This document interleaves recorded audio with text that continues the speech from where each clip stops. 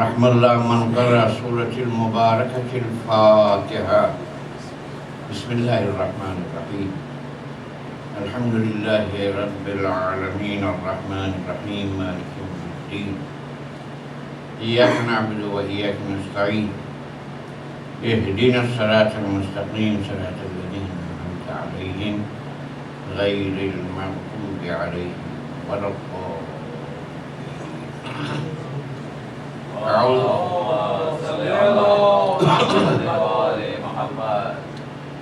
أعوذ بالله السميع العليم من الشيطان اللعين الرجيم. وبفضله بسم الله الرحمن الرحيم.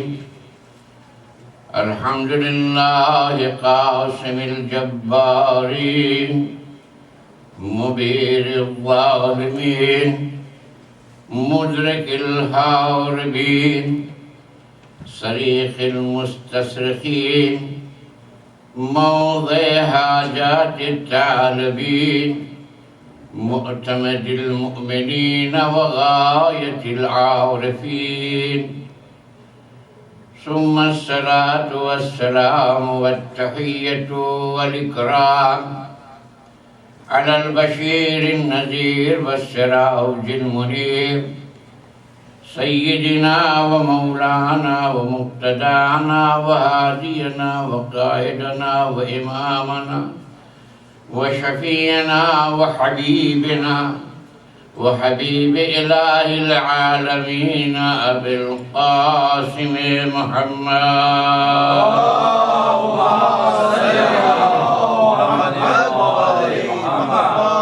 وعلى آله الطيبين الطاهرين المعصومين الهداة المهديين مصباح الهدى وسفينة النجاة عروة الله نسخ الذي لا انفصام لهم ألا وهم أهل بيت نبيكم الذين أذهب الله عنهم الرجس وطهرهم تطهيرا.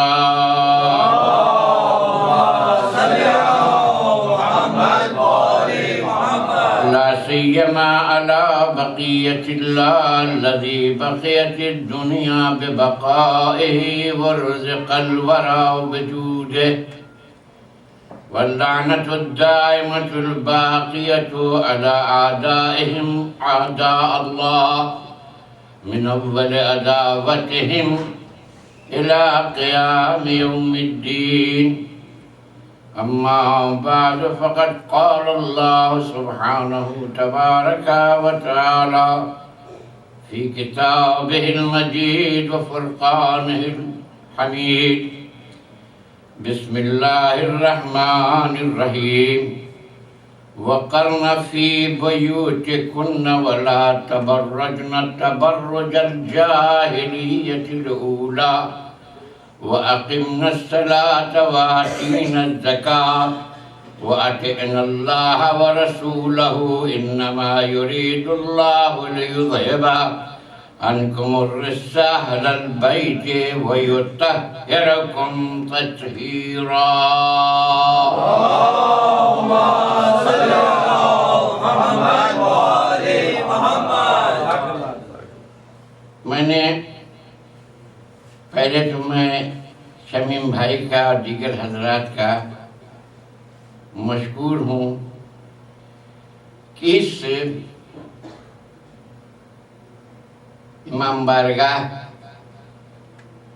جس کی نسبت امام زمانہ اجل اللہ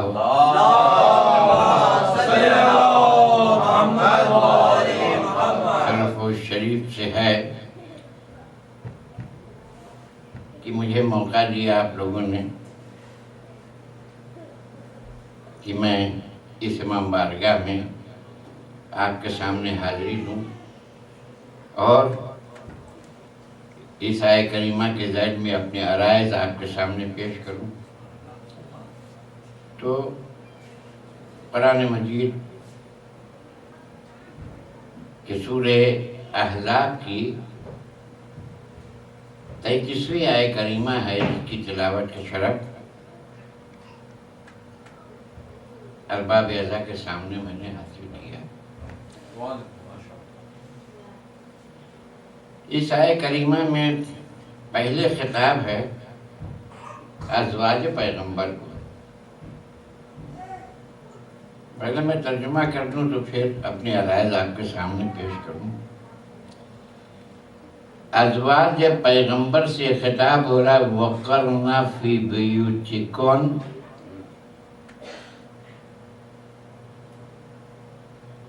دیکھو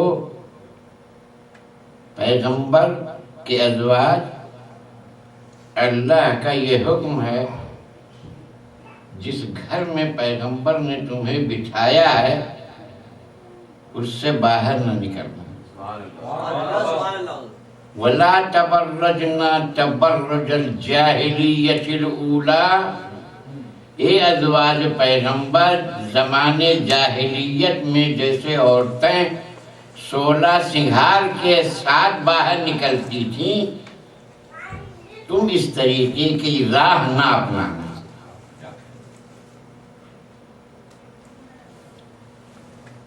وَأَقِمْنَ الصَّلَاةَ، نماز پڑھتی رہنا، وَآتِئْنِ الزَّكَاةَ، زکوٰۃ دیتی رہنا، وَآتِئْنَ اللَّهَ وَرَسُولُهُ، اللہ و رسول کی اطاعت کرتی رہنا۔ انما یرید اللہ اس کے بعد آیا ہے، صلی اللہ علیہ وسلم۔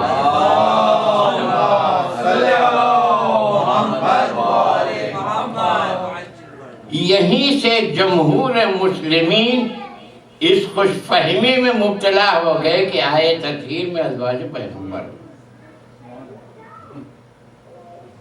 میں موقع ملے گا تو اس کا جواب، اس کی پوری تشریح آپ کے سامنے عرض کروں گا۔ بڑی لمبی بحث ہے، مگر مقدمے کی حیثیت میں میں آج آپ کے سامنے اپنے حساب سے شان نزول جو ہے اور اس شان نزول کو پوری تفصیل کے ساتھ حدیث قصہ نے بیان ہوا ہے، اور وہ میں عرض کرنا چاہتا ہوں آپ کے سامنے درود محمد والے محمد۔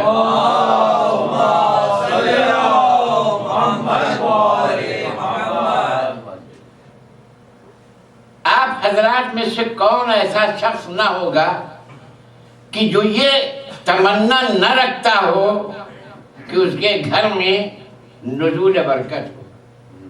کون انسان ایسا ہے کہ جو یہ خواہش نہ رکھتا ہو کہ اس کے گھر میں برکتیں نازل ہوں؟ مگر میں یہ عرض کرنا چاہتا ہوں، آپ اپنی پوری کائنات سب کر دیجئے، جواہرات کے انبار لگا دیجئے، پوری انرجی لگا دیجئے، پوری اپنی حکومت لگا دیجئے کہ وہاں کی ملک، وہاں کی یعنی عالم بالا کی رہنے والی، ملکوت میں رہنے والی آپ کی فرش پر آ جائے، یہ ناممکن ہے۔ جن کو قرب الہی حاصل ہو، بھلا کیسے ممکن ہے وہ تقرب الہی کو چھوڑ کر آپ کی بزم میں آئے؟ آپ پوری کائنات چھوڑ دیجئے، ملک فلک کو چھوڑ کر آپ کے گھر میں نہیں آئے گا، مگر ہماری جانیں قربان ہو جائے اس مرسل آدم، اس رحمت للعالمین نے انہیں ہمیں نسخہ دیا ہے کہ اگر تم چاہتے ہو تمہارے فرش پر ملکوتیت آ جائے تو اس فرش پر آل محمد کا تذکرہ۔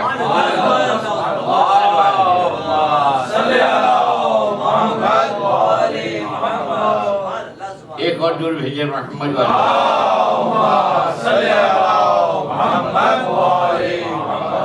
یہ میں اپنی طرف سے یہ نہیں کر رہا ہوں، یہ خود خاتون جنت فرما رہی ہیں۔ اللہ ونزلت علیہم الرحمہ وحفت بہم الملائکہ، جہاں آل محمد کا تذکرہ ہوتا ہے، جس پر تمام مومنین احاطہ ملکوتیت میں ہوتے ہیں، اور جب تک اس فرض ادا پر بیٹھے رہتے ہیں رحمت الہی کا مسلسل نزول ہوتا ہے۔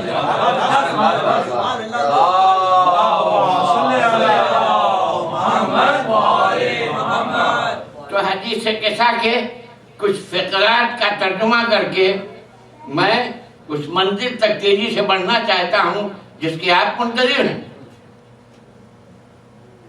حدیث قصہ میں ایک فقرہ آیا ہے، حضور سرور کائنات،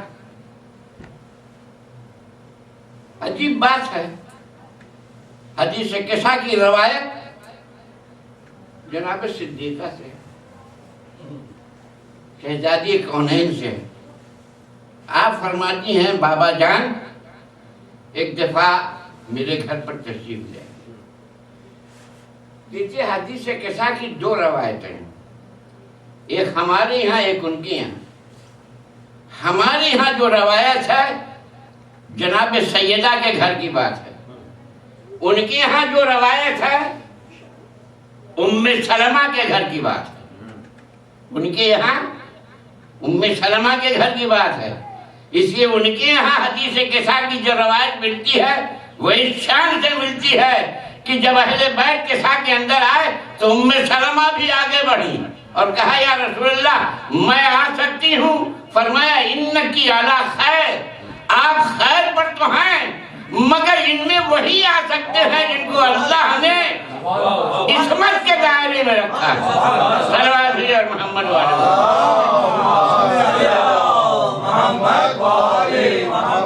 معلوم یہ ہوا کہ جو نگاہ نبوت میں خیر پر ہے وہ نہیں آ سکتا، جو خیر کا مصداق نہ ہو وہ کیسے آ سکتا؟ صلوات اور محمد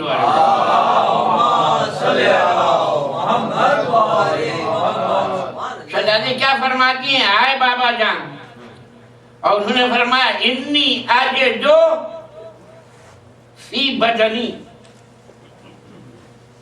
یہ نہیں کہا فی جسمی، یہ بھی نہیں کہا فی جسدی۔ عربی الفاظ میں ایک ایک لفظ میں ایک ایک نقطہ ہوتا ہے۔ یہ بدن عربی کا لفظ ہے، جسم بھی عربی کا لفظ ہے، جسد بھی عربی کا لفظ ہے، جو آپ کی اردو میں رواں دواں ہے۔ اردو میں بھی لفظ بدن استعمال ہوتا ہے، لفظ جسم استعمال ہوتا ہے، لفظ جسد استعمال ہوتا ہے، اور تینوں لفظ کے معنی ایک ہی ہیں۔ بدن کسے کہتے ہیں؟ اس باڈی کو۔ جسم کسے کہتے ہیں؟ اس باڈی کو۔ جسد کسے کہتے ہیں؟ اس باڈی کو کہتے ہیں۔ تو شہزادی نے یہ کیوں نہیں کہا کہ میرے بابا جان نے کہا انی اجدو فی جسمی؟ یہ کیوں نہیں کہا کہ انی اجدو فی جسمی اور فی جسدی؟ نہ جسم کا لفظ ہے نہ جسد کا لفظ ہے، کہا انی اجدو فی بدنی ضعفا، میں اپنے بدن میں ضعف، کمزوری کا احساس کر رہا ہوں، ضعف کا احساس کر رہا ہوں۔ تو عزیزان گرامی، نہ پیغمبر نے لفظ جسم استعمال کیا نہ لفظ جسد، کیا استعمال کیا؟ لفظ بدن۔ فلسفہ کیا ہے؟ حکمت کیا ہے؟ عربی زبان میں جسد اس باڈی کو کہتے ہیں جس سے روح الگ ہو جائے، جس سے روح الگ ہو جائے تو اس باڈی کو جسد کہتے ہیں۔ لہذا اردو میں بھی استعمال ہو رہا ہے کہ اس جسد خاکی کو اس کی آخری آرام گاہ میں کر لے جائیں گے۔ لفظ جسد خاکی استعمال ہوتا ہے، جسم خاکی نہیں استعمال ہوتا، یعنی اردو میں بھی استعمال ہو رہا ہے۔ تو جسد کہتے ہیں اس باڈی کو جس میں روح نہ ہو، اور جس میں روح ہو اس کو بدن بھی کہتے ہیں، اس کو جسم بھی کہتے ہیں۔ تو اب جسم کیوں نہیں کہا گیا؟ بدن کیوں نہیں کہا گیا؟ اس کی وجہ یہ ہے کہ اگر سر سے پیر تک پورا جسم مراد دیا جائے تو اس کے لیے لفظ جسم استعمال ہوتا ہے۔ اب سر کو الگ کر کے پوری باطی مراد ہو تو وہاں جسم نہیں کہا جاتا، وہاں بدن کہا جاتا ہے۔ صلوات بھیجے اور محمد والے محمد۔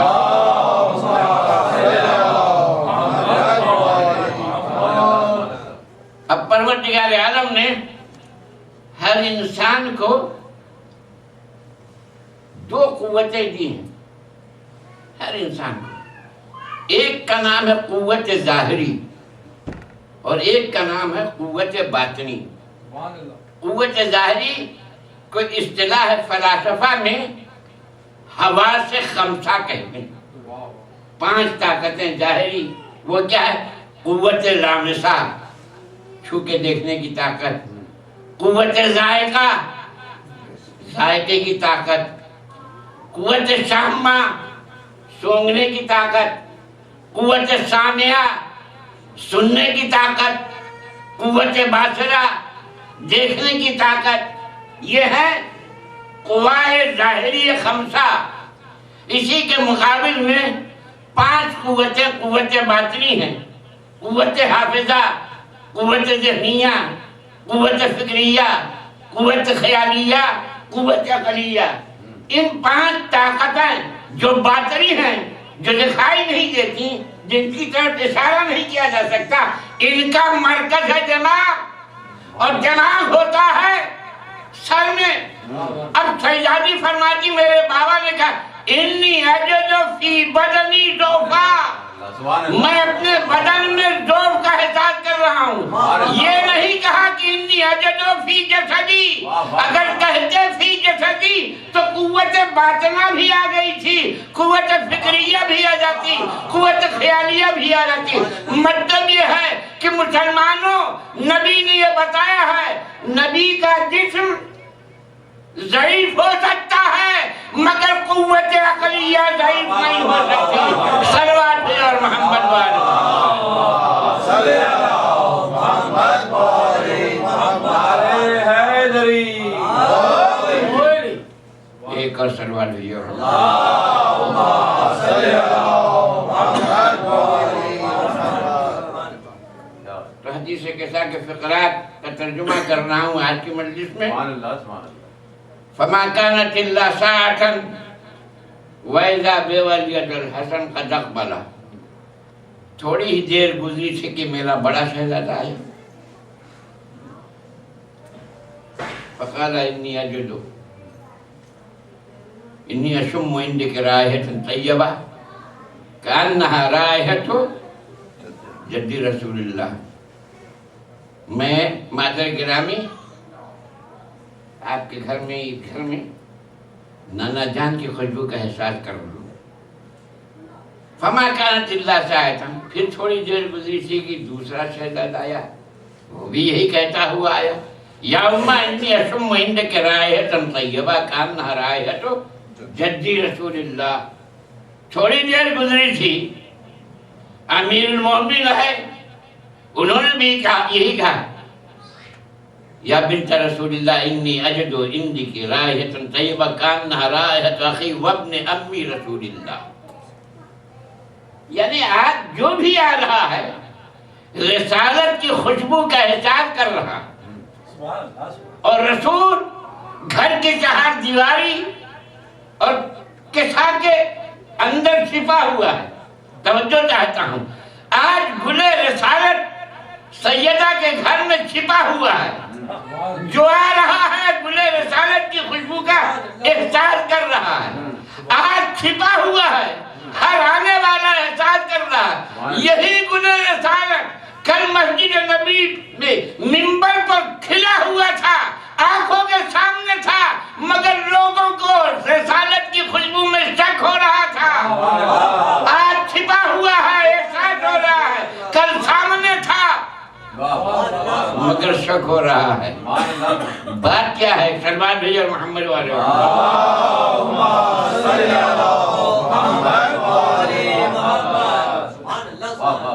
بات یہ ہے، ہمارے شمیم بھائی لکھنؤ کے رہنے والے ہیں۔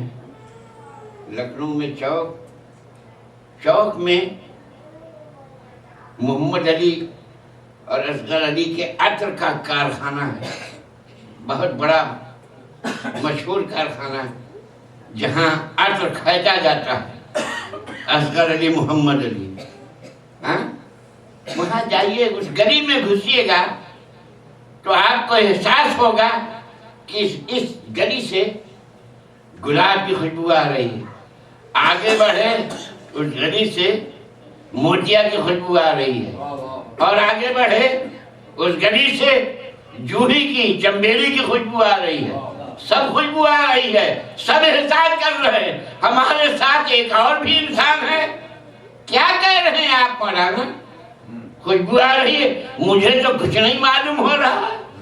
میں نے کہا آپ کو اگر کچھ نہیں معلوم ہو رہا ان سے پوچھ لیجیے، وہ بھی کہہ رہے ہیں خوشبو معلوم ہو رہی ہے، وہ بھی کہہ رہے ہیں خوشبو معلوم ہو رہی ہے۔ جب سب کہہ رہے ہیں خوشبو معلوم ہو رہی ہے تو نامعلوم ہونے والوں کو احساس ہوا۔ اس نے کہا کہ آپ ٹھیک کہہ رہے ہیں، بات یہ ہے کہ مجھے نزلہ ہو گیا ہے، اور خدا نہ کرے نزلہ اگر بہت پرانا ہو تو خوشبو نہیں آئے گی۔ پہلے نزلے کا علاج کیجئے، اگر دماغ میں کفر کا نزلہ ہو تو نبوت کی خوشبو کا احساس کیا ہوگا؟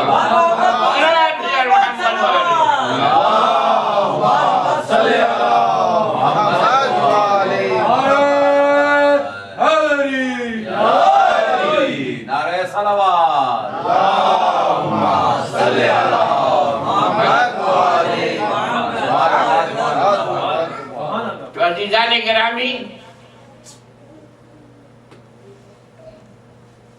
ایک شہزادہ آیا، پھر دوسرا شہزادہ آیا، کانفرنس شروع نہیں ہوئی،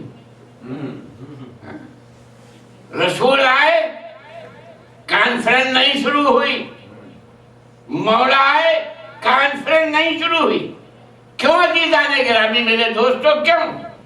آپ جانتے ہیں، آپ دنیا کی بہت سی کانفرنسوں میں آپ نے شرکت کی ہوگی، ساری وی آئی پی آ گئے، مگر جو صدر ہے جب تک وہ نہ ہے کانفرنس شروع نہیں ہوتی۔ معلوم ہوا وی آئی پی آ گئے ہیں، وی آئی پی معمولی نہیں، ایک وی آئی پی کی فرق مسجد رسالت پر، دوسرے وی آئی پی کی رسالت مسجد امامت و مسجد ولایت، سب آ گئے مگر کانفرنس نہیں شروع ہوئی۔ ادھر سید آئی، کانفرنس شروع ہوئی۔ میں یہ کہوں گا یہ رسالت کی کانفرنس نہیں ہے، یہ امامت کی کانفرنس نہیں ہے، یہ عصمت کی کانفرنس ہے۔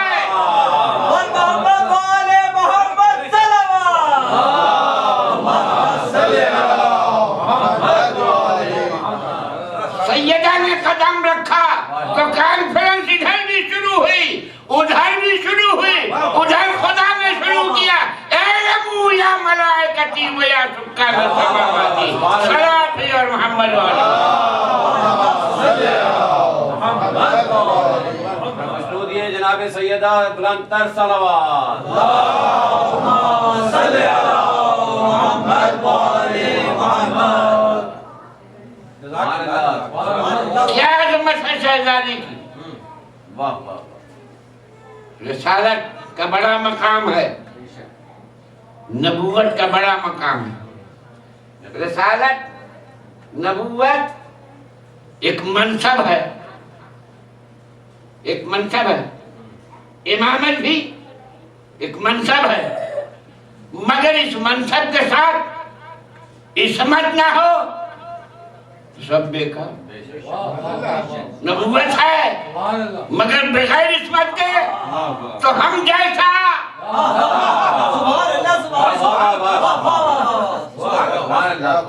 نبوت ہے عصمت نہیں تو ہم جیسا، تو نبی ممتاز ہوتا ہے، ہم سے بلند ہوتا ہے عصمت کے صدقے میں۔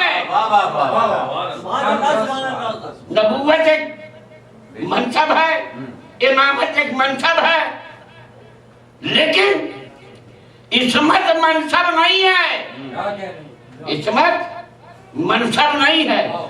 منصب والے سب آئیں سیدہ سے عظمت لیں، اس لیے پروردگار عالم نے جب ملائکہ نے پوچھا یا رب ومن تحت الکساء تو پیغمبر کو ذریعہ تعارف نہیں بنایا، امامت کو ذریعہ تعارف نہیں بنایا، کسے ذریعہ تعارف بنایا؟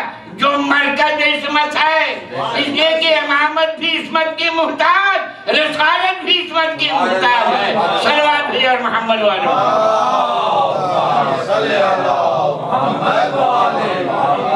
برائے خوشنودی بی بی صدیقہ طاہرہ فاطمہ الزہرا سیدۃ النساء العالمین بلند تر صلوات۔ اللہم صلی علی محمد وآل محمد۔ سبحان اللہ۔ اسی لیے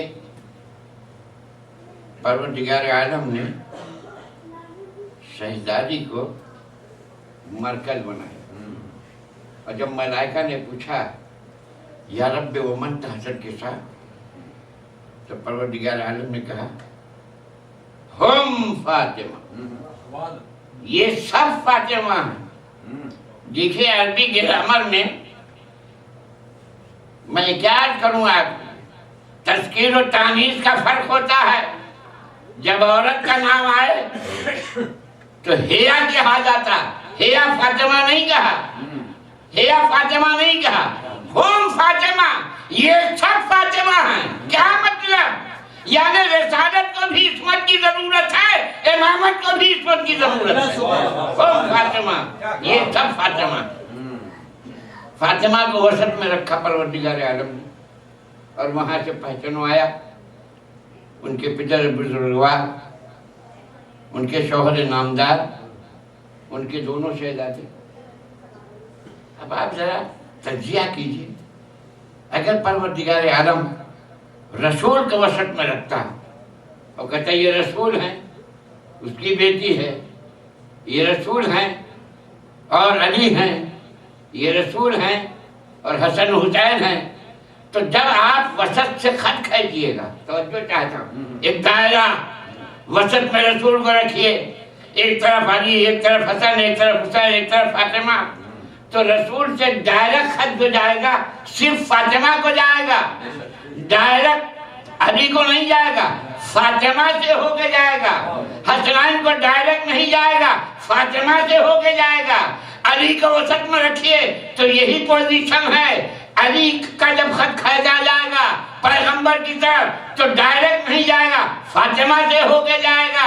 حسین کی طرف ڈائریکٹ نہیں جائے گا، مگر پیغمبر کی طرف ڈائریکٹ نہیں جائے گا۔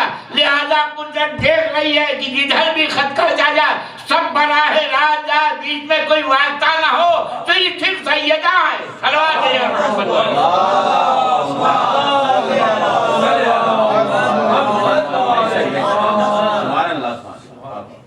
یہاں پر ایک سوال دفعہ جبریل نے سوال کیا یا رب ومن تحت الکساء، پہننے والے کساء کے اندر کون سوال کر رہا ہے؟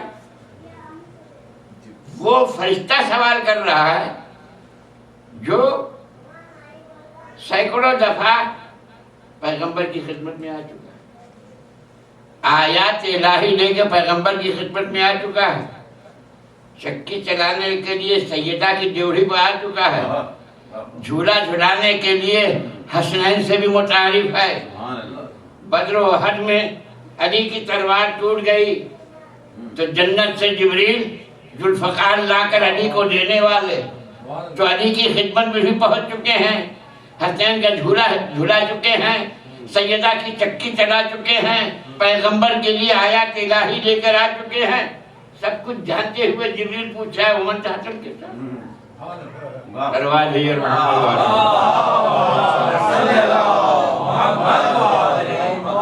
جبریل سب کچھ جانتا ہے۔ مخالفین اہل محمد نے کہا یہی دلیل ہے کہ حدیث سے کساء گڑھی گئی، یہی دلیل ہے کہ حدیث سے کساء جعلی ہے، اس کی کوئی حقیقت نہیں ہے۔ جبریل تو سب کچھ جانتا ہے، پھر کیوں پوچھ رہا ہے؟ تو ہم نے قرآن سامنے رکھ دیا،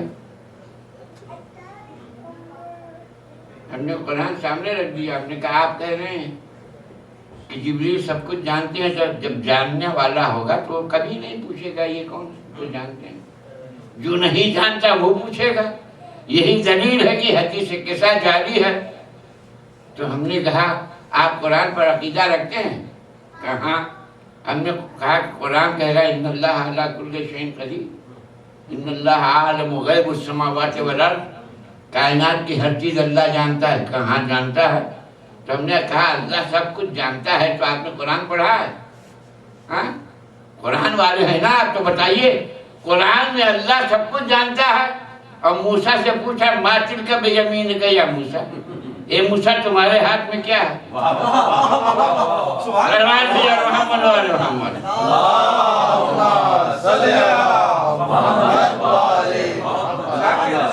ما تلک یمینک یا موسیٰ قال ہی عصای اتوکل علیہا واہش بہا غنمی ولی فیہا معارب اخری۔ اللہ پوچھ رہا اے موسیٰ تمہارے ہاتھ میں کیا ہے؟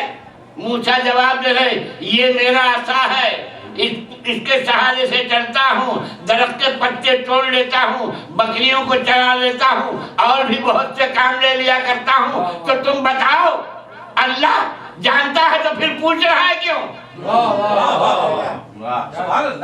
ہر چیز پر اس کا علم احاطہ کیے ہوئے ہے، وہ جانتا ہے، عصا ہے، تو پھر کیوں پوچھ رہا ہے؟ جواب ملا۔ کیا جواب ملا؟ بات یہ ہے کہ بنی اسرائیل میں جتنے انبیاء گزرے ہیں موسیٰ اللہ کے چہیتے تھے۔ اللہ موسیٰ سے بات کرنے کے لیے بہانہ تلاش کر رہا ہے، جانتا تو ہے مگر عصا کے بہانے سے گفتگو کو طولانی کرنا چاہتا ہے۔ بس یہی جواب میں دے رہا ہوں، جبریل سب کچھ جانتے تھے، اس بہانے سے چاہتے ہیں سوال کرے، جبریل سوال کرتے جائے، اللہ آل محمد کا قصیدہ پڑھتا جائے۔ آواز بلند سلوات، اللہم صلی علی محمد و آل محمد۔ اس منزل میں آپ اگر میرے ساتھ چل رہے ہیں تو قرآن کی آیتیں جو پڑھی ہیں اب آسان ہو گیا اس کو سمجھانے کے لیے۔ صلوات بھیجئے محمد و آل محمد۔ آیت تطہیر جو ہے انما یرید اللہ، یہ پوری آیت نہیں ہے، یہ آدھی آیت ہے۔ پوری آیت کہاں سے شروع ہوتی ہے؟ جو میں نے خطبے میں پڑھا تھا، قرنا فی بیوتکن ولا تبرجنا تبرج الجاہلیۃ الاولی واقمنا الصلاۃ واتینا الزکاۃ واتینا اللہ ورسولہ انما یرید اللہ لیذهب عنکم الرجس اہل البیت ویطہرکم تطہیرا۔ اللہم صلی علی محمد و آل محمد۔ ازواج پیغمبر کا تذکرہ ہے اور اسی کے فوراً بعد قدرت کہہ رہی انما یرید اللہ لیذهب عنکم الرجس اہل البیت ویطہرکم تطہیرا۔ جز از ان نیز کہ اللہ کا ارادہ منحصر ہے اس بات میں کہ اہل بیت کو ہر قسم کے نقص سے منزہ رکھے اور ان کو پاک و پاکیزہ رکھے، جو حق ہے پاکیزے کا۔ تو ابنائے مسلمین، جمہور ابنائے مسلمین کا خیال ہے کہ ازواج پیغمبر،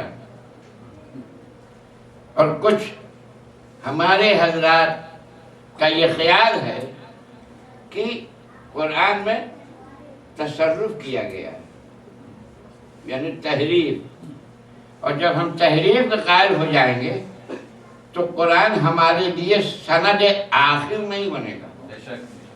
اس لیے کہ ہر آیت میں جب ہم دلیل میں پیش کریں گے تو مخالف کہے گا آپ تحریف کے قائل ہیں، کیا ضروری ہے یہ ٹکڑا اسی آیت کا حصہ ہو، کہیں اور کا ہوگا؟ اللہم صلی علی محمد و آل محمد۔ اور دیگر صلوات، اللہم صلی علی محمد و آل محمد۔ لہذا ہمارے لوگوں کا یہ خیال ہے کہ یہ تطہیر سورہ احزاب کا حصہ نہیں ہے، سورہ حلقہ کا حصہ ہے۔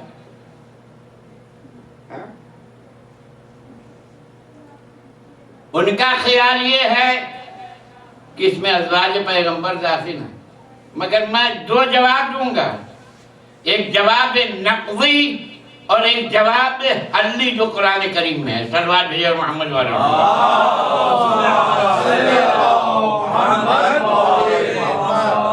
دیکھیے آیت کا تیور دیکھیے، یا نساء النبی، اے ازواج پیغمبر، قرنا فی بیوتکن، جس گھر میں نبی نے آپ کو مسکن کی حیثیت سے عطا کیا اس سے باہر نہ جانا۔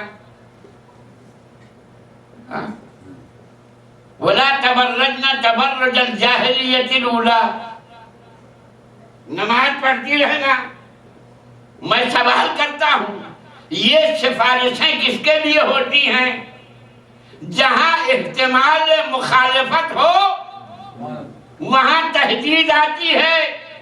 میں مثال دے دوں، میرے چند بچے ہیں، میں تمام بچوں کو ڈانٹتا ہوں مگر ایک کو نہیں ڈانٹتا۔ کیوں؟ وجہ آپ سمجھتے ہیں؟ جو بچے اطاعت نہیں کرتے وہ مورد تحدید واقع ہوتے ہیں، اور جو اطاعت سار ہوتا ہے وہ منزل محبت میں واقع ہوتا ہے۔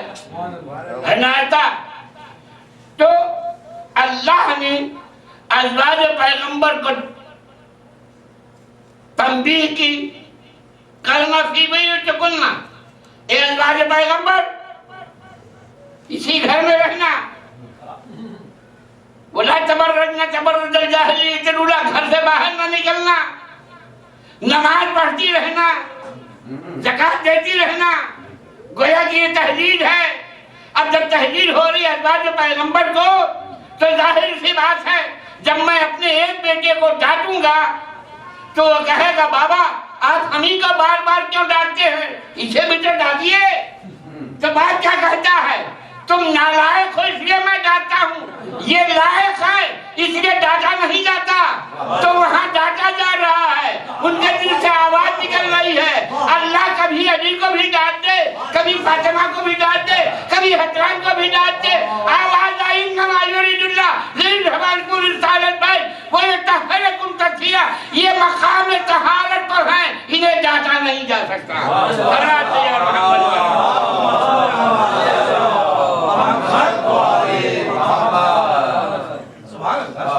ایک اور درود بھیجو۔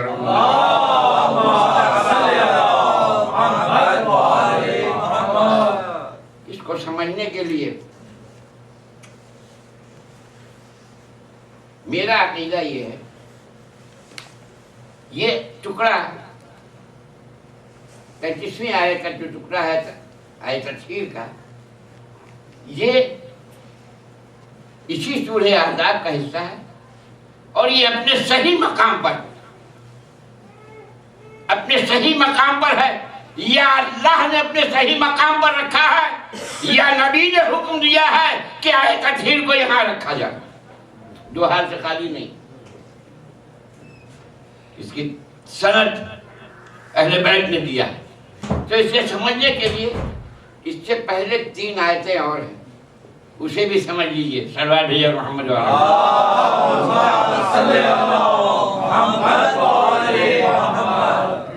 پہلی آیت،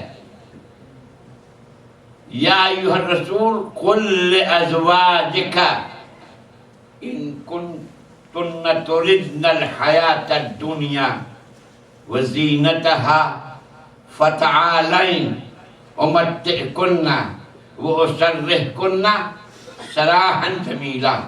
یہ ایک آیت ہے۔ دوسری آیت کیا ہے؟ یا نساء النبی من یأتین منکن بفاحشۃ مبینہ یضاعف علیہ العذاب۔ پھر تیسری آیت ہے، یا نساء النبی لستن کاحد من النساء ان اتقیتن۔ تیسری آیت ہے، اسی کے ذہن میں ہے، ولا وقرن فی بیوتکن، اسی کے لیے تو دیکھیے پہلی آیت جو ہے اس میں آیت تکثیر سے پہلے 3 آیتیں جو ہیں یہ ازواج نبی سے متعلق ہیں۔ پہلی آیت خاص کہا گیا قل لازواجک، پیغمبر اپنی بیگمات سے کہہ دیجئے ان کنتن تردن الحیات الدنیا، اگر تم حیات دنیا اور اس کی زینت چاہتی ہیں، آئیے میرا نبی تم کو حیات دنیا اور زینت دنیا سے نواز دے گا، مگر ایک شرط کے ساتھ تم کو اپنی زندگی سے الگ کر دے گا۔ ان کننا تردن الحیات الدنیا وزینتها فتعالین امتعکن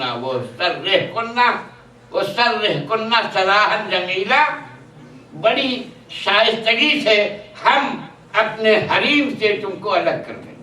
ایک اشارہ سلوات بھی محمد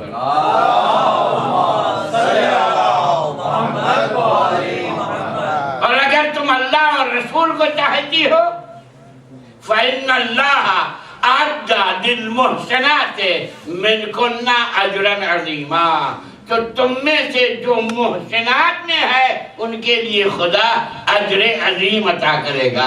یہاں پر بھی لفظ من استعمال ہوا ہے، یعنی قدرت یہ کہہ رہی ہے ساری ازواج پیغمبر محسنات میں سے نہیں ہے، تم میں سے جو محسنات میں سے ہو۔ آپ نے غور کیا پوری ازواج کو قدرت نے محسنات میں نہیں شمار کیا، جو تم میں محسنات ہوگا، احسان کرنے والا ہوگا نبی پر، جو تم پر نبی پر احسان کرنے والا ہوگا، اللہ نے ان کے لیے اجر عظیم عطا کیا ہے۔ ہم نے تاریخ نبوت میں دیکھا کہ ایک زوجہ ملی جس نے نبی پر احسان کیا ہے، وہ خدیجۃ الکبریٰ ہے۔ صلوات بھیجو محمد۔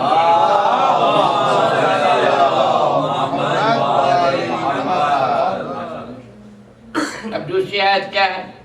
پہلی آیت میں تو لفظ ازواج ہے، یعنی اس کا صحیح ترجمہ بیویاں ہیں، بیگمات ہیں، بیگمات رسالت۔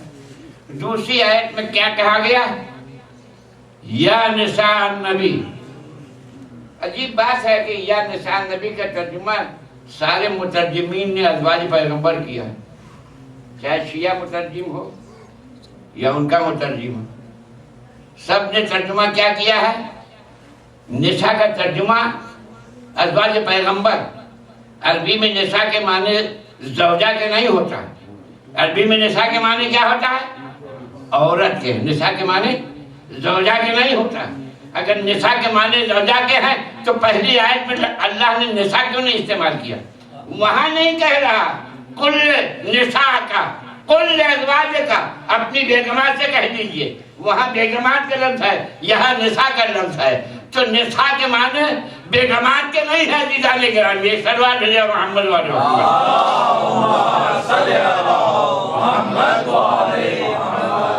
اب نساء کے معنی لغت عرب میں وہی ہے جو آپ کے ہاں۔ نساء کے معنی عورت کے ہے۔ عورت کبھی بیوی ہوتی ہے، عورت کبھی ماں ہوتی ہے، عورت کبھی بہن ہوتی ہے، عورت کبھی بیٹی ہوتی ہے۔ تو عورت کے اتنے رخ ہیں، بیوی بھی ہو سکتی ہے، بیٹی بھی ہو سکتی ہے، ماں بھی ہو سکتی ہے، بہن بھی ہو سکتی ہے۔ تو اب ترجمہ کیا ہوگا؟ یا نساء النبی، اے نبی کے گھرانے کی عورتیں، وہ عورتیں چاہے بیوی ہو، چاہے بیٹی ہو، چاہے بہن ہو، چاہے ماں ہو، تمہارا مرتبہ بلند ہے۔ صلوات بھیجو محمد والے۔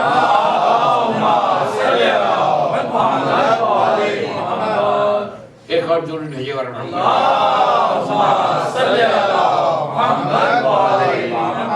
یہ بات واضح ہو گئی۔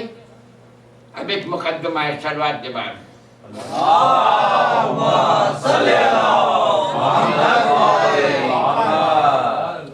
جب کوئی خطاب ہوتا ہے، کس سے خطاب کیا جا رہا ہے؟ سننے والے، سننے والیاں۔ اگر سننے والے 100% مرد ہوں تو ضمیریں جتنی آئیں گی مذکر کی آئیں گی، تذکیر کی آئیں گی۔ اگر سننے والیاں سب 100% عورتیں ہیں تو ضمیریں تانیث کی آئیں گی۔ اردو میں ایک مثال دے دوں، مسئلہ آسانی سمجھ میں آئے۔ آپ کل کہاں گئے تھے، لیکن اگر صنف نازک ہو ان سے کہا جائے تو آپ کل کہاں گئے تھے نہیں کہا جائے گا، کیا کہا جائے گا؟ آپ کل کہاں گئی تھی، گئے تھے نہیں گئی تھی۔ تو تانیث و تذکیر کا فرق ہوتا ہے یا نہیں؟ صلوات محمد و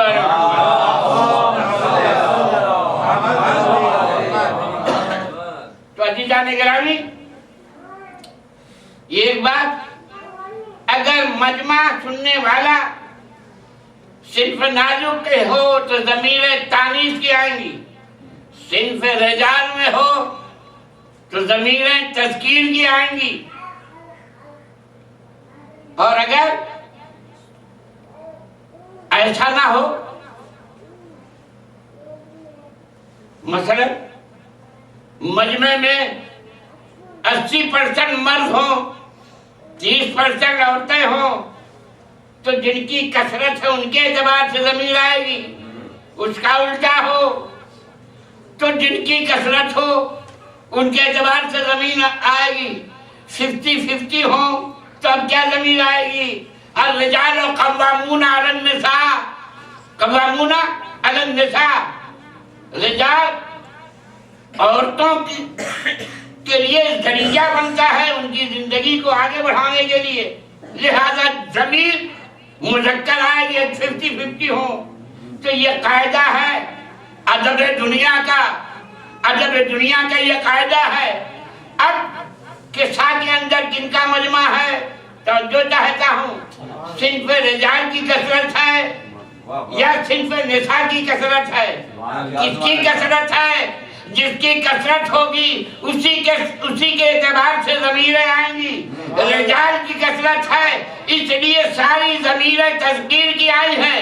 ارشاد ہو رہا انما یرید اللہ لیذھب عنکم، اگر ازواج پیغمبر مراد ہوتی لتذھب عنکم نہیں آتا، عنکنہ ویطہرکم نہ آتا، ویطہرنا تطہیرا آتا، تو ضمیر تانیث کی آتی۔ ضمیر تذکیر نے بتایا کہ قصہ کے اندر کثرت رجال کی تھی، ایک صنف نساء میں سے تھی، اس لیے ساری ضمیر تذکیر رکھا گیا۔ یہ بتایا گیا کہ یہاں مراد ازواج پیغمبر نہیں ہے، اہل بیت محمد مصطفیٰ ہے۔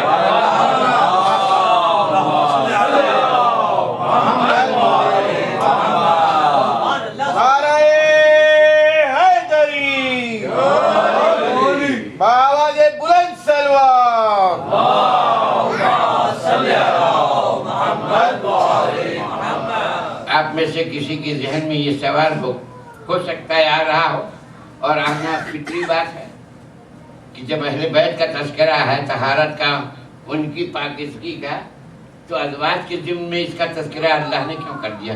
کسی اور جگہ کرتا ہے، یہاں کیا ضرورت تھی کرنے کی؟ یہ سوال ہو سکتا ہے، مگر میں یہ کہہ رہا ہوں یہاں کرنے کی بے حد ضرورت ہے، اس لیے کہ اللہ نے پہلے کہا یا نساء النبی، توجہ چاہتا ہوں، یہ نبی کے گھرانے کی عورتیں، اس خطاب میں نبی کی بیگم بھی شامل ہیں، نبی کی بیٹی بھی شامل ہے، اس لیے کہ بیٹی بھی نساء کا ایک حصہ ہے۔ تو جب اس میں بیٹی شامل ہے اور اسی آیت کے آگے بتا رہا ہے پروردگار عالم نماز پڑھتی رہنا، زکات دیتی رہنا، تو ان کے چاہنے والے آگے چل کے یہ کہتے یہ تحدید فاطمہ سے بھی وابستہ ہے، فاطمہ کو الگ کرنا تھا، اسی کے ساتھ یہ تذکرہ ہوا انما یرید اللہ لیذھب عنکم الرجس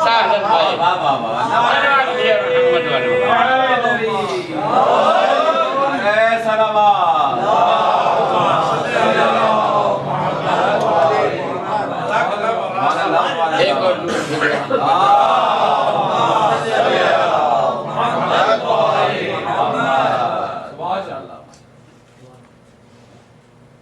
عزیزان گرامی، آخر میں جب یہ کانفرنس شروع ہوئی، آسمان پر بھی شروع ہوئی، حدیث قسم میں پورا تذکرہ ہے، اور پروردگار عالم نے اپنی عزت و جلال کی قسم کھا کے کہا، کیا کہا؟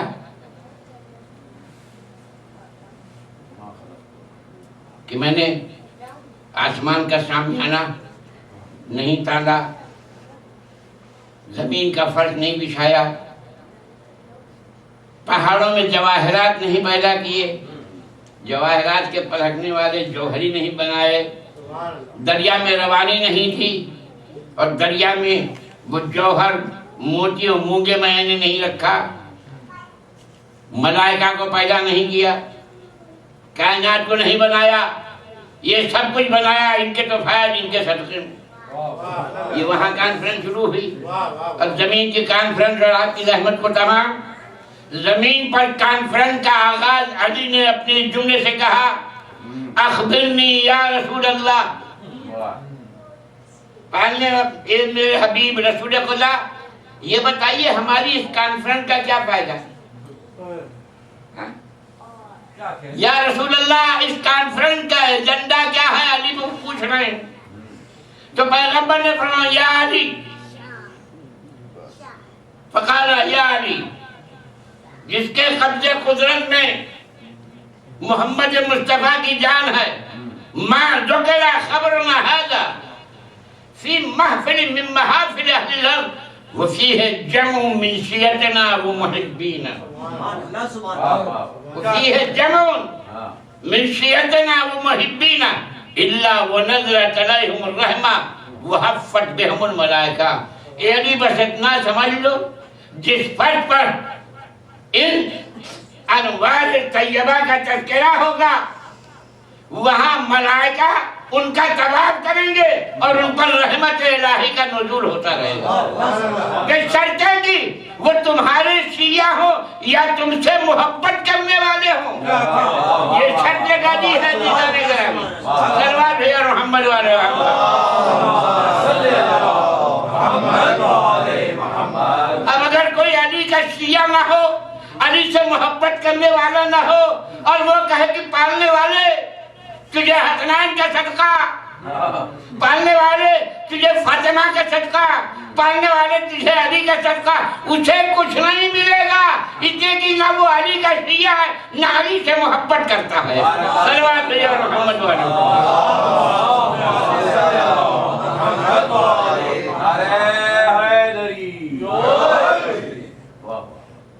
بس عزیزان کرام، امیر المومنین کی خصوصیت کیا تھی؟ شہزادی فاطمہ زہرا کی خصوصیت کیا تھی؟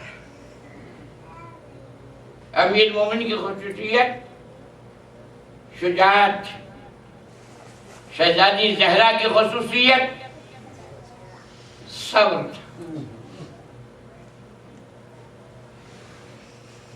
تو مولا کی خصوصیت شجاعت، اور شہزادی کی خصوصیت صبر۔ وراثت میں یہ دونوں چیزیں کائنات نے جناب زینب کے وجود میں دیکھا، جناب زینب کے وجود میں دیکھا، اور شہزادی زینب نے اپنی شجاعت کا مظاہرہ امام حسین کی حیات میں نہیں کیا،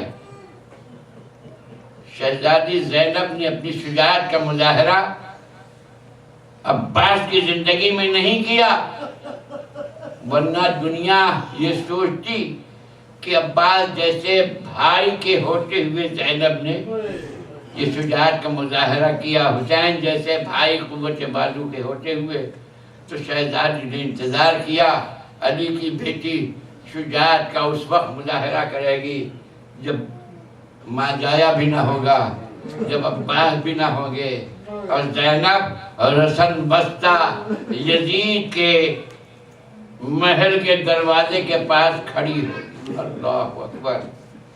شہزادی زینب نے کتنے مصائب اٹھائے، اور جب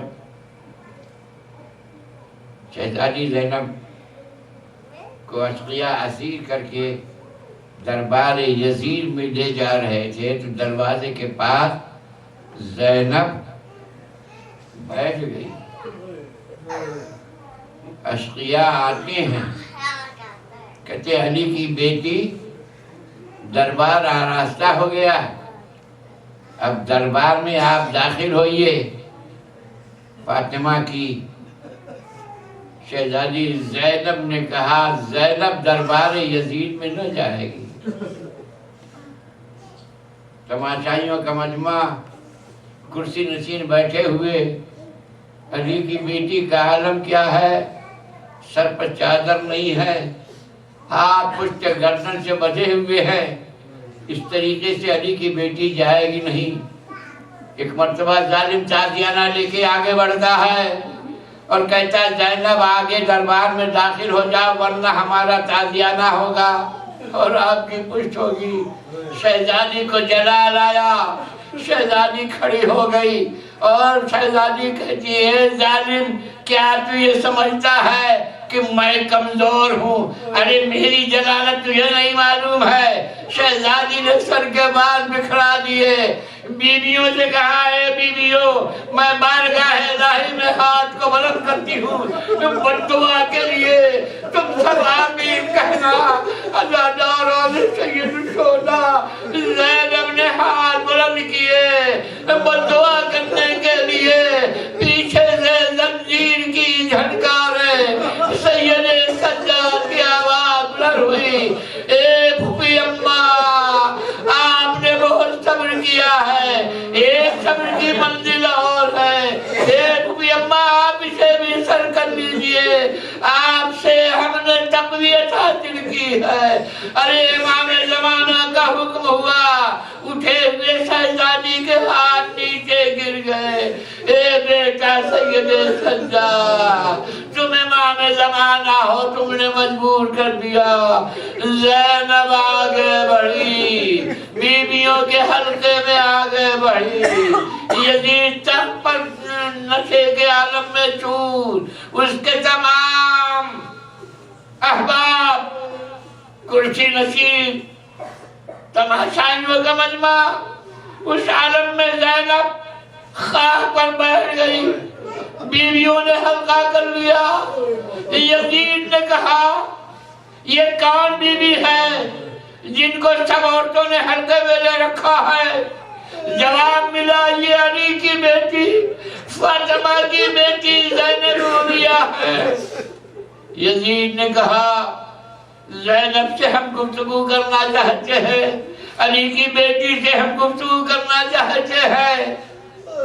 شمر تازیانہ لے کے آگے بڑھا، بیویاں ہٹ گئی مگر ایک بیوی پہاڑ کی طرح سے کھڑی ہو گئی اور اس نے کہا زینب تک تم نہیں پہنچ سکتے، اگر تم کو زینب تک پہنچنا ہے تو میری لاش سے جانا ہوگا۔ ظالم تازیانہ اٹھاتا ہے، جناب فضہ کو تکلیف دینے کے لیے ایک مرتبہ فضہ کی نگاہیں یزید کے تخت پر پہنچی، دیکھا اس کے وطن کے حبشی غلام کھڑے ہوئے ہیں ننگی تلواریں لیے ہوئے یزید کی حفاظت کے لیے۔ ایک مرتبہ فضہ نے کہا اے حبشہ کے بھائیوں تمہاری بہن پر ظلم ہو رہا ہے، تمہاری غیرت کو کیا ہوا؟ ارے حبش سے پتا نہیں فضہ کی آواز میں کیا درد تھا کہ سارے حبشی غلام تلوار لے کے یزید کے سامنے آ گئے۔ اے یزید اپنے ظالم کو واپس بلا ورنہ بھرے ہوئے دربار میں تلوار چل جائے گی۔ یزید نے دیکھا حالت بدل رہی ہے، جلاد کو واپس بلایا، अरे जनाब ज़ैनब के दिल पर क्या गुजरी होगी। जल्लाद तो वापस आ गया, यकीनन ज़ैनब ने करबला की तरफ रुख किया होगा, आवाज दी होगी, मेरे भैया अब्बा, जिनके मर्द होते हैं उनकी औरतों को गरीब नहीं किया जाता। अल्लाह अकबर, अजरुकुम रब्बुकुम, खुदा किसी गम में न लाए सिवाय गम आले मोहम्मद के। बस निज़ाने गिरामी, एक मंजिल और आपके लिए दुआ, और वो ये है कि भरे हुए दरबार में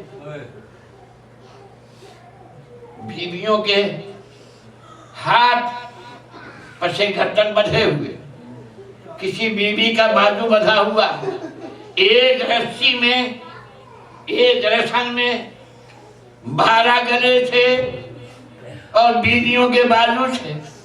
आप जरा सोचिए, जिनके बाजू बंधे हो और एक छोटी बच्ची के गले में रस्सी बांधी गई हो, तो जब बीवियां खड़ी होती होगी तो उस बच्ची को कितनी तकलीफ हुई होती। इसलिए यजीद ने देखा एक बच्ची अपने एक हाथ अपने गले पर रखे हुए है और एक हाथ अपने चेहरे पर रखे हुए। यजीद ने कहा, ए बीवी, मैं देख रहा हूँ कि आपने अपना एक हाथ गले पर रखा है, एक हाथ चेहरे पर रखा है। बच्ची ने जवाब दिया, जालिम, तुम्हारे सिपाहियों ने इस तरीके से हमको एक रस्सी में जकड़ रखा है कि अगर कुछ बीवियां खड़ी होती है तो मेरा गला घुटने लगता है, इसलिए मैंने एक हाथ गले पर रखा है और एक हाथ अपने चेहरे को नामहरमों से छिपाने के लिए रखा है। अजरुकुम रब्बुकुम, ये गुफ्तगू हो रही थी। एक रूम का आया हुआ मेहमान, उसने शकीना को देखा और यजीद से कहा, ए यजीद, क्या इस बच्ची को मेरी कनीजी में दे सकता है? अल्लाहु अकबर, क्या मजबूरियत है, क्या इस बच्ची को मेरी कनीजी में दे सकता है? बस ये सुनना था कि जनाब शकीना फूफी अम्मा के दामन से निपट गई।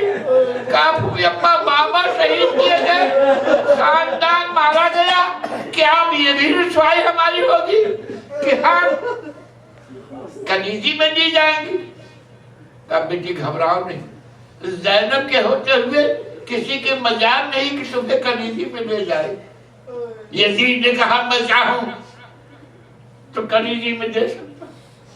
अल्लाहु अकबर। ज़ैनब ने फरमाया, तुझमें इतनी ताकत नहीं है कि हमारी बच्चियों को तू किसी को कनीजी में दे। उठ। ईसाई ने कहा, ये बीवी आप क्या कह रही है? ये हाकिम वक्त ये चाहे किस बच्ची को मेरी कनीजी में दे सकता है? ज़ैनब ने उस ईसाई से कहा कि ये हाकिम वक्त इस बच्ची को कनीजी में नहीं दे सकता। ये उसी वक्त मुमकिन है कि जब ये इस्लाम को छोड़ दे, तभी ये मुमकिन है। बस ये सुनना था कि उस क्रिश्चियन ने सवाल किया, ए बीवी, ये बच्ची कौन है? तो फरमाया, ये हुसैन की बेटी है। क्या ये कौन हुसैन? क्या ये हुसैन फातिमा का शहजादा? क्या कौन फातिमा? क्या वही फातिमा जो रसूल की बेटी थी? कहा, वही रसूल की बेटी थी, उसी के बेटे हुसैन है, उसी की ये बेटी जनाब सकीना है। बस ये सुनना था कि उसने तौबा किया, ए बीवी, मैं आपको पहचानता नहीं था, मेरी तौबा कबूल हो। और उसके बाद उसने कलमा पढ़ा, हुसैन का सर आगोश पे लेना चाहा। अजरुकुम रब्बुकुम। बस आखिरी मंजिल में एक मर्तबा यजीद ने जनाब सकीना से कहा, ए बीवी, मैंने ये सुना है तेरा बाबा तुझसे बहुत प्यार करता था। कहा, हाँ जालिम, मेरा बाबा मुझसे बहुत प्यार करता था। कहा, मैंने ये भी सुना है कि तुझे उस वक्त तक नींद नहीं आती थी जब तक तेरा बाबा का सीना तुझे न मिल जाए। کہا ظالم یہ بھی صحیح ہے، یہ بھی صحیح ہے۔ کہا اچھا بی بی تم اپنے بابا کی زیارت کرنا چاہتی ہو؟ کہا ہاں میں بابا کی زیارت کرنا چاہتی ہوں، بس اتنا سننا تھا کہ یزید ایک تخت چلا نکالتا ہے جس میں امام حسین کا سر اقدس تھا اور اس پر ایک رومال ڈھکا ہوا تھا، رومال کو ہٹایا، کہا بی بی یہ تمہارے بابا کا سر ہے، آگے ملاقات کر لو۔ بی بی دوڑ کے بابا کا سر اٹھانا چاہتی تھی کہ یزید نے روک دیا، کہا اے بی بی میں تو اس وقت صحیح سمجھوں گا کہ تیرا بابا اتنی محبت کرتا ہے، تم دور سے اپنے بابا کو بلاؤ، تمہارا بابا تمہارے پاس آ جائے۔ ایک مرتبہ یہ سننا تھا کہ سکینہ نے اپنے جلے ہوئے دامن کو پھیلا دیا، آواز دیا بتا ظالم آپ کی محبت کا امتحان لینا چاہتا ہے، اے بابا میری آغوش میں آ جائیے۔ میں نے دیکھا ایک مرتبہ تخت حرکت کیا اور سر الٹا ہوا، سکینہ کی آغوش میں آیا، سکینہ نے اپنے چہرے کو بابا کے رخسارے پر رکھا، آواز دی بابا آپ کی شہادت کے بعد اس رخسارے پر شبر کے تازیانے آئے، تماچے آئے، اے بابا آپ نے جو کچھ دیا تھا ان ظالموں نے چھین لیا، اے بابا ہمیں در بدر پھرایا گیا۔ یا رب الذین الہی بحق الزہرہ وابیہا وبالہا وبنیہا والسر المستودع فیہا، حاضر المجلس کے مقاصد شریعہ قبل اللہ، جو مخلوص ان کے قرضوں کو ادا فرما، جو بیمار ہیں ان سب پر شفا عاجل و کامل عنایت فرما۔ اس پرآشوب دور میں آل محمد کے چاہنے والے جہاں بھی ان کے جان و مال عزت و آبرو کی حفاظت فرما۔ بار الہ مومنین جو یہاں حاضر ہیں ان کی تمام مرادوں کو بلّہ، ان کے اعزاء و قارب جو اٹھ چکے ہیں ان کو جوار رحمت میں معصومین علیہ السلام میں جگہ عنایت فرما۔ آل محمد کی مودت جب تک دنیا میں رہیں ہمیشہ ان کے ساتھ زندہ رہیں، ان کے ساتھ ان کی محبت کے ساتھ اس دنیا سے اٹھیں۔ تمام مومنین کو مشاہد مشرفہ ائمہ معصومین کی زیارت کی توفیق عنایت فرما۔ بار الہ جو مخلوص ان کے قرضوں کو ادا فرما، جو بیمار انہیں شفا عاجل و کامل عنایت فرما۔ اس امام بارگاہ بیت القائم میں ترقی عنایت فرما، اس سے بہتر آئندہ مجلسیں ہوں اور مومنین کو اس کی توفیق جمیل عنایت فرما۔ صلی اللہ علی محمد و آلہ وسلم۔ ماتم حسین